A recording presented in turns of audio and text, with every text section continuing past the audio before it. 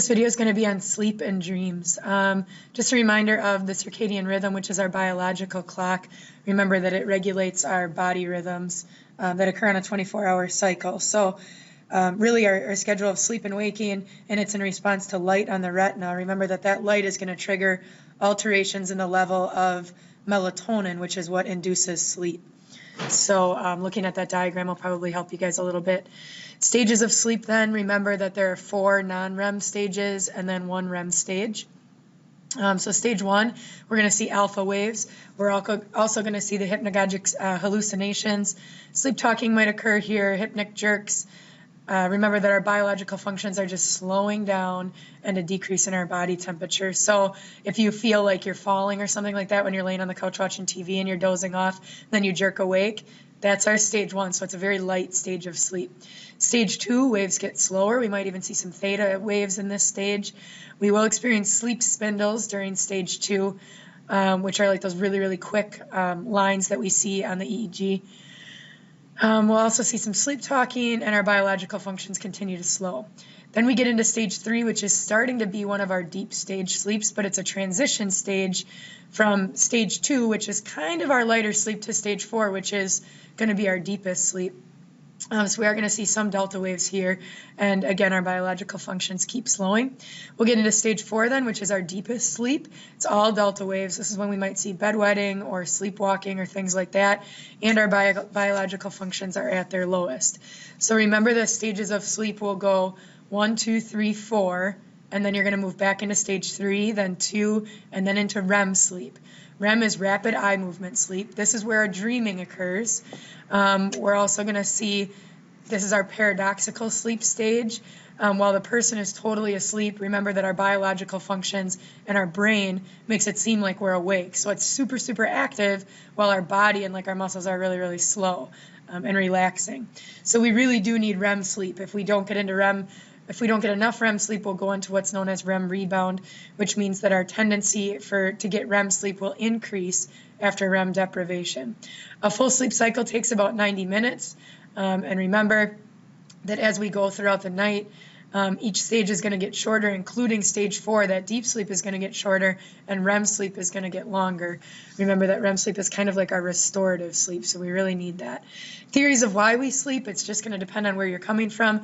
There's the evolutionary theory, which says that sleep protects us, which is why at night it was safer to stay in rather than to wander around and obviously get killed, and then you can't pass your genes on.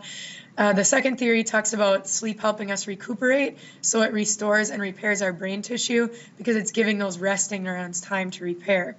The third theory says that sleep helps us make memories, so it restores and rebuilds our memories from the day and kind of like fixes them into our memory. 4 says that sleep feeds our creative thinking. We know that that's partially true because we think more creatively. After a good night's sleep, we're able to make better decisions, solve problems better, all of those things. And then 5 says that sleep plays a role in growth, which is true because at night the pituitary gland releases our growth hormones during sleep. So you literally do grow overnight. Sleep disorders that can occur then, you guys are probably familiar with these. Insomnia, you would have problems falling asleep or staying asleep. Narcolepsy, remember Rusty the narcoleptic dog that we watched? That is where we have uncontrollable sleep attacks where we actually drop right into REM sleep. Sleep apnea, typically we see this in overweight men, but we can, that doesn't mean that you can't see it in others, but you actually stop breathing for a short period during the night, and then you sort of like gasp awake. So this is easily helped by wearing a sleep mask. A lot of people don't know that they have it, and it can be deadly. So those are kind of our main ones. Dream theories then, just getting into dreams real quick. So why we dream. We have Freud's theory of dreaming, which says that it helps us disguise our unconscious conflicts and motives. So like things that wouldn't be okay to express while you're awake, he says you're going to express while you're dreaming. So it's like a safety valve. Remember manifest and latent content. Manifest is actually what you would tell somebody, like, I had this dream last night that I was being chased by a dog.